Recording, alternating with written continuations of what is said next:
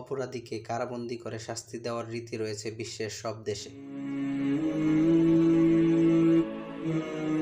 অপরাধ করলে শাস্তি হবে, এটাই বিশ্বের সব দেশের নিয়ম। আইন শৃঙ্খলা স্বাভাবিক রাখতে শাস্তির বিধান করা হয়। অপরাধ অনুযায়ী অপরাধীকে শাস্তি পেতে হয়। অপরাধীকে সংশোধনের সুযোগ দেওয়া হয়, কিন্তু অপরাধীর অপরাধের তুলনায় বেশি শাস্তি হলে তা অমানবিক বলে গণ্য হয়।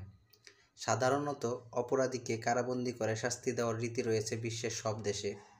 কারাবন্দী অবস্থায় অপরাধীকে সংশোধনের সুযোগ দেওয়া হয় কোনো কোনো কারাগারে। আবার কোনো কোনো কারাগারে অমানবিক নির্যাতন আর অস্বাস্থ্যকর পরিবেশের কারণে অপরাধীকে সম্মুখীন হতে হয় কঠিন থেকে কঠিনতম পরিস্থিতির। অথচ আধুনিককালে কারাগারের নতুন নাম হচ্ছে সংশোধনাগার, যেখানে অপরাধীরা খারাপ কর্মের জন্য শাস্তি পাবে আর সেই সঙ্গে নিজেকে সংশোধনের সুযোগ পাবে। তবে বিশ্বের কিছু দেশে কারাগারের বাস্তবিক চিত্র একেবারেই উল্টো, যেখানে থেকে অপরাধীরা সংশোধিত হন না, বরং পুনরায় অপরাধের তুলনায় ফিরে যান কিংবা কারাগারের ভিতরেই অপরাধমূলক কাজ করতেই থাকেন। আবার কেউ কেউ মানসিকভাবে বিপর্যস্ত হয়ে নিজের আত্মহত্যা দেন। এমন অমানবিক কারাগারের তালিকায় রয়েছে সাবানেতা কারাগার। সাবানেতা কারাগার ভেনেজুয়েলায় অবস্থিত। দেশটি সরকার বিরোধী আন্দোলন ও আইন শৃঙ্খলার অবনতির জন্য আগে থেকেই চর্চায় ছিল।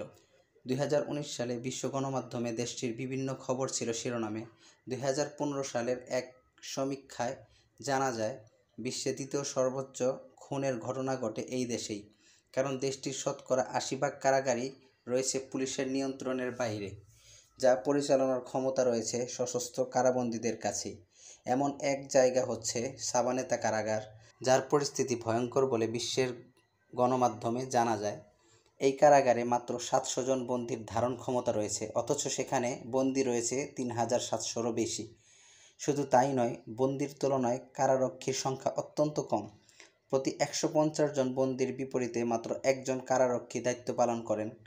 তাই সেই কারাগারে মারামারি, রক্তারক্তির ঘটনা ঘটে নিত্য প্রতিদিনই। বন্দীদের লড়াইয়ে খুনাখুনি হয়ে গেলেও কারারক্ষীদের ভূমিকা থাকে নীরব। এই কারাগারে একাধিক শক্তিশালী অস্ত্রধারী গ্যাং রয়েছে, যাদের হাতেই রয়েছে পুরো কারাগারের নিয়ন্ত্রণ। তারা নতুন বন্দীদের উপর অমানবিক নির্যাতন করেন, আদেশ পালন না করলে মারধর করেন। সমকক্ষ 2 গ্যাং রয়েছে, যারা নতুন বন্দীদের দলে নেওয়ার চেষ্টায় দাঙ্গা মারামারি করেই যায়। 1994 সালে এমনই এক ঘটনা ঘটে। ওই সময় বন্দীদের দাঙ্গায় ঘটনায় 108 জন বন্দী নিহত হন। কারাগারের ভিতর অনিয়ন্ত্রিত আইন শৃঙ্খলার পরিস্থিতি যেন জীবন্ত নরকের চিত্র। প্রিয় দর্শক, এই ছিল আজকের ভিডিও।